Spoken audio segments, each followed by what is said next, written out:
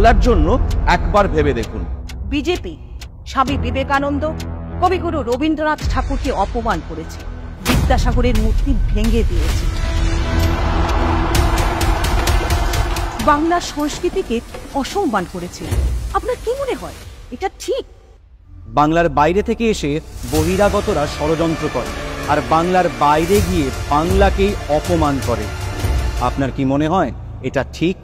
10 বছর ধরে ওই দিল্লির জমিদাররা ঠিক ভোটের সময় বাংলায় এসে নানা ভুয়ো প্রতিশ্রুতি দেয়, কিন্তু ভোট হয়ে গেলে তারা কোনো কথাই রাখে না। আপনার কি মনে হয় এটা ঠিক? গত 5 বছরে আমাদের থেকে দিল্লির জমিদাররা 4,60,000 কোটি টাকা কর হিসাবে নিয়ে গেছে, অথচ আমাদের হকের 1,60,000 কোটি টাকা জোর জবরদস্তি আটকে রেখেছে। আপনার কি মনে হয় এটা ঠিক? 100 দিনের কাজের প্রায় 59 লক্ষ কর্মীদের কাজ করিয়েও দিল্লির জমিদাররা হকের টাকা ইচ্ছে করে আটকে রেখেছে।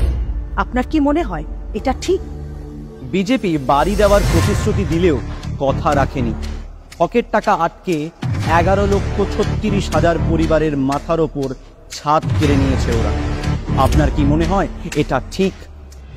বাংলার মানুষ যখন তাদের হকের টাকা চাইতে দিল্লিতে কেন্দ্রীয় মন্ত্রীর সাথে দেখা করতে গিয়েছিল, তখন তাদের ওপর পুলিশ অত্যাচার করে।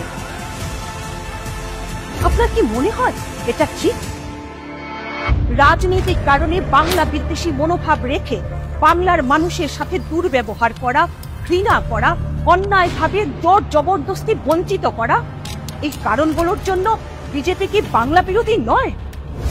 নিজেকে এবং নিজের পরিবারকে বিপদমুক্ত রাখতে এবং বাংলা বিরোধী বিজেপিকে উচিত শিক্ষা দিতে আগামী লোকসভা নির্বাচনে বাংলার এই লড়াইয়ে বাংলার সাথে থেকে বাংলাকে জয়ী করুন।